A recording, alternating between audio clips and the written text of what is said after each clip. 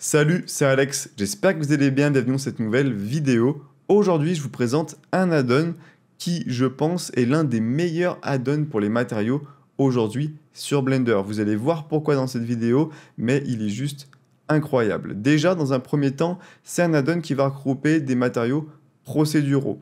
On verra qu'on va pouvoir les transformer en textures pour s'en servir dans d'autres logiciels ou dans Blender de manière plus rapide. Donc c'est 100% procéduraux, mais on va pouvoir quand même les exporter. Également, ce qu'il faut comprendre avec cet add-on, c'est que vous avez 247 matériaux et 28 outils que vous allez pouvoir utiliser dans le shader editor. Mais ce qui est génial, c'est que chaque mois, vous avez des nouveaux matériaux qui arrivent dans l'add-on de manière 100% gratuite. Par exemple, comme on peut le voir ici, dans la prochaine mise à jour, on aura le matériau de lave. Également, dans la prochaine mise à jour, on va avoir ce matériau-là, etc., etc. Donc chaque mois, vous avez des packs gratuits de matériaux dans votre add-on. Donc bien sûr, il faudra retourner sur Blender Market pour télécharger la dernière version, forcément. D'ailleurs, il y a une version gratuite également que je vous invite à tester. Vous avez tous les liens en description. La version gratuite juste ici, qui propose 33 matériaux et 9 shader tools, donc parfait pour pouvoir tester l'add-on. Donc ce que je vous propose dans cette vidéo, c'est qu'on teste l'add-on ensemble directement sur Blender. J'ai juste regardé le tuto, je ne l'ai pas installé, donc je vais tester et découvrir avec vous. Donc on va mettre tout ça en place, c'est parti. Donc là on se retrouve sur Blender, comme je vous l'ai dit, je n'ai pas encore installé l'add-on, donc je vais aller dans Edit, Preferences, je vais aller directement dans Add-ons et je vais cliquer sur Install. Ensuite, je vais chercher mon add-on, donc moi, c'est celui-là, et je clique sur Install. Donc là, bien sûr, on coche la petite case et on va ouvrir l'onglet juste ici. Donc là, il y a quelques petites choses qui sont importantes. Vous avez ce bouton Update Pillow qui va servir à charger toutes les miniatures des matériaux en fait dans l'add-on. Donc quand vous cliquez dessus, en fait, je pense que ça va les mettre en local sur votre PC ou les installer, quelque chose comme ça, pour que vous n'avez plus de problème de chargement des miniatures. Donc vous le savez sûrement, si vous utilisez des add-ons, des fois les petites miniatures ici ne chargent pas, ou alors mettent du temps à charger, donc c'est un petit peu embêtant. Et donc grâce à ça au moins, vous pouvez précharger toutes les miniatures en cliquant ici. Ensuite, vous avez le Use End Panel que vous pouvez désactiver, c'est-à-dire ne pas avoir l'add-on qui s'affiche ici à droite. À quoi ça peut vous servir? Tout simplement, si vous avez beaucoup d'add-ons à droite, ça peut être assez embêtant. Et peut-être que vous préférez utiliser un menu flottant. Pour cela, vous pouvez utiliser un raccourci clavier. Par exemple, ici, vous tapez une touche, par exemple la touche Z. Et quand je vais faire Alt Shift Z par exemple, donc je peux créer plusieurs combinaisons, et bien ça va m'ouvrir le menu. Donc je vous montre ça tout de suite. Si je fais Alt Shift Z, j'ai le menu qui apparaît directement comme ça dans Blender et je vais pouvoir appliquer des matériaux. Donc comment ça se présente? C'est très simple, vous allez retrouver différentes catégories. Par exemple, là je suis dans la catégorie Buildings. On va retrouver plein d'autres catégories, comme par exemple fabrique, où on va avoir des tissus, glace, où on va avoir des matériaux transparents avec du verre, ou métal, où on va avoir des matériaux de métal. Ce qu'il faut savoir, c'est que comme ce sont des matériaux procéduraux, ça n'utilise pas de texture, ça n'utilise pas d'image, donc c'est personnalisable dans le shader editor, et je vous montrerai ça juste après. C'est aussi la force de cet add-on, mais vous pourrez exporter ça en tant que texture en bakant les textures et je vous montrerai comment faire. Donc on va rester sur Buildings, on va prendre par exemple celui-là qui est plutôt sympa. Comment lire les informations que vous trouvez en bas à droite? Donc comme vous pouvez le voir, en bas à droite de chaque petite miniature, vous avez une lettre en fait et une couleur. Donc là ici on a une couleur rouge et on a la lettre C. Par exemple, si je vais sur lui, on a une couleur jaune et on a la lettre C. Et si je vais, alors peut-être que si je prends dans Stylize, on va en trouver un, voilà. Par exemple, celui-là, on a une couleur verte et pas de lettre. Et par exemple, dans celui-là, j'ai la lettre E avec une couleur verte. Donc comment comprendre ce que ça signifie? Vous allez voir, c'est vraiment très très simple. En fait, la lettre indique le moteur de rendu où ça va fonctionner. Donc ce matériau, il est pour Cycles, on peut le voir avec la lettre C. Les matériaux où c'est pour Eevee, vous allez avoir un E, comme les matériaux qu'on a dans Toon, qui sont tous avec la lettre E.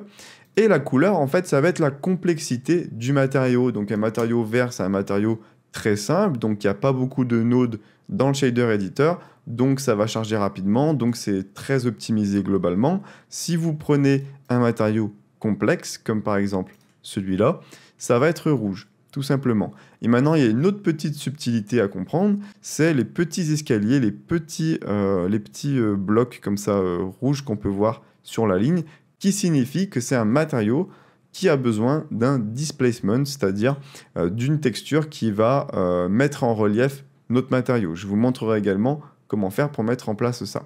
Donc ce qu'on va faire, c'est qu'on va supprimer le cube qu'on a juste ici et on va venir ajouter un plane, hop, qu'on va agrandir comme ceci et on va appliquer notre matériau. Donc je clique sur Apply Material.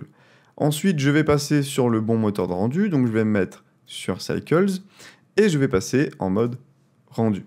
Et comme on peut le voir, on a notre matériau, mais on n'a pas le relief. Donc pour l'activer, c'est très simple, on va devoir subdiviser notre plan pour avoir plein de faces afin qu'il puisse se plier et prendre la forme des briques. Donc ce qu'on va faire, c'est très simple, on va passer en mode Edit, on va faire clic droit, Subdivide, on va en faire juste quelques-uns. Ensuite, on va dans les modifieurs, on ajoute un Subdivision Surface, on se met en mode simple et on va mettre ici par exemple 3 et 3. Et maintenant, on va aller dans le Shader Editor ou alors vous pouvez aller directement ici. Et dans la partie Displacement ici, on va aller dans 8, donc la hauteur qu'on va venir augmenter. Et là, on va justement créer notre relief sur notre matériau. Et on va pouvoir faire clic droit Shade Smooth pour rendre ça un petit peu plus joli sans voir les petites faces. Et on peut également augmenter la qualité voilà, en ajoutant par exemple un ici, mais forcément ça va prendre un peu plus de ressources. Ce que je vais faire, c'est que je vais mettre une petite image HDR afin qu'on puisse mieux voir le matériau. Donc comme je vous le disais, c'est un shader qui est procédural, c'est-à-dire qu'on va pouvoir le modifier, que ce n'est pas des textures qui va venir charger. C'est-à-dire que du coup, je peux changer sa taille, ça c'est assez classique. On va pouvoir changer ici le seed, donc ça va changer la répartition des cailloux de manière un petit peu aléatoire. On va avoir accès à la répétition des rochers sur X et sur Y. Donc quand j'augmente X, on peut voir que ça étire et ça va me faire plutôt des grands rochers. Et inversement, tout simplement. Et on a plein de paramètres avec lesquels on va pouvoir jouer, dont la couleur également. Voilà, je peux créer, si je veux, des briques vertes avec un peu de bleu, par exemple, etc. Donc voilà, on peut vraiment aller très très loin. Pareil pour le sol, voilà, on peut mettre une couleur, on peut mettre le sol noir, par exemple. C'est pour ça que cet add-on a vraiment un avantage comparé à Materialic, par exemple, qui utilise des textures et donc on va pouvoir très peu modifier. Donc je vous propose qu'on teste un autre matériau, par exemple celui-là. Donc vraiment très sympa, on peut voir vraiment la qualité du matériau qui est top. On a toutes les petites imperfections, la poussière, etc. Donc c'est vraiment, vraiment, vraiment bien. Vous avez des tuiles, vous avez des matériaux un peu science-fiction. On va tester, pourquoi pas, celui-là. Ah ouais, vraiment très sympa celui-là. Je sens que je vais l'utiliser pour me faire des petites scènes un petit peu couloir de vaisseau. Ça va être vraiment sympa. Donc comme vous pouvez le voir, vraiment, les matériaux sont au top du top. Ce qu'on va faire, c'est qu'on va voir maintenant comment faire pour baker nos textures, en fait, pour pouvoir avoir les textures sur notre PC et utiliser ces matériaux dans d'autres logiciels comme Unreal Engine, ou pourquoi pas pour les réimporter en tant que matériaux avec des textures dans Blender pour optimiser les performances. Ça marche surtout en fait pour les matériaux complexes, donc avec le petit trait rouge, parce que forcément ils vont prendre pas mal de ressources et c'est peut-être plus opti des fois de les avoir en texture. Donc comment on fait pour faire ça? On va dans le shader editor. Alors là, il faut que je retrouve mes nodes. Hop. Et on va aller directement faire un clic droit en fait sur ce node, le node principal. Et tout en bas, on peut voir qu'on a une nouvelle option qui s'appelle Set Sanctus Bake Socket. Je clique dessus. Ensuite, on va choisir les matériaux qu'on veut enregistrer. Donc moi, je vais prendre le Color Bake, métallique, On va tout prendre, hein, spéculaire, roughness, émission strength et normal. Je clique sur OK. Ensuite, j'appuie sur N pour afficher le menu à droite et je vais dans Sanctus Baking. Donc, on va bien dans le petit onglet Sanctus juste ici. Et ce qu'on va faire, c'est qu'on va cliquer sur Bake et on va choisir la résolution. Donc, je clique sur Bake. Ensuite, on peut voir qu'on a toutes les textures qui ont été enregistrées. Si je clique sur les petites vignettes, je peux les voir en plein écran. Et si je clique sur Save, les sauvegarder sur mon PC, je peux choisir également le format. Donc moi, je vais laisser en EXR, je clique sur Save et je vais tous les enregistrer. Et ensuite, on va y réimporter directement dans Blender. Hop, hop. Donc ce qu'on va faire, c'est que ça, moi, je vais le déconnecter. Je vais ajouter un Principled BSDF. Et si jamais vous avez le node Wrangler d'activer, vous pouvez faire CTRL-SHIFT-T en sélectionnant le node, sélectionner toutes les textures que vous avez besoin, cliquez sur Principled Texture Setup, et ensuite on relie ça sur surface, et on peut voir que ça a bien appliqué notre matériau. Alors on peut voir qu'on a un bug, donc ça c'est normal, c'est lié à la partie émission, la partie qui émet de la lumière. Pour régler ça, on va regarder un petit peu, donc on peut voir que émission a été reliée. Alors, peut-être qu'il faut relier juste la partie alpha ici dans émission. Mais moi, je pense qu'on va devoir relier le émission strength juste là pour dire justement où c'est qu'on veut éclairer. Pour pouvoir éclairer des petites zones comme ça et pas des grosses zones comme ceci. Donc, je vois qu'il n'a pas pris en compte ma texture qui s'appelle émission strength. Donc, on va l'ajouter. Donc, je fais Shift A, Search, Image Texture. Open, et je vais venir chercher ma texture émission strength. Voilà, celle-ci. Donc je clique sur Open, et on va venir la relier à émission strength, juste là. Et voilà, on est tout bon. On a notre matériau qui est appliqué grâce à des textures avec les parties qui s'éclairent. Comme on peut le voir, c'est moins net que tout à l'heure. C'est normal parce que dans un premier temps, j'ai baké mes textures uniquement en 512 par 512, donc c'est très faible, et également parce que une texture a une résolution, alors qu'un matériau procédural n'a pas de résolution et donc est net à l'infini, entre guillemets. Donc voilà, j'espère que cette vidéo vous aura plu. Vous avez le lien en description pour télécharger l'add-on. Vous avez une version gratuite, voilà, si vous voulez tester avant.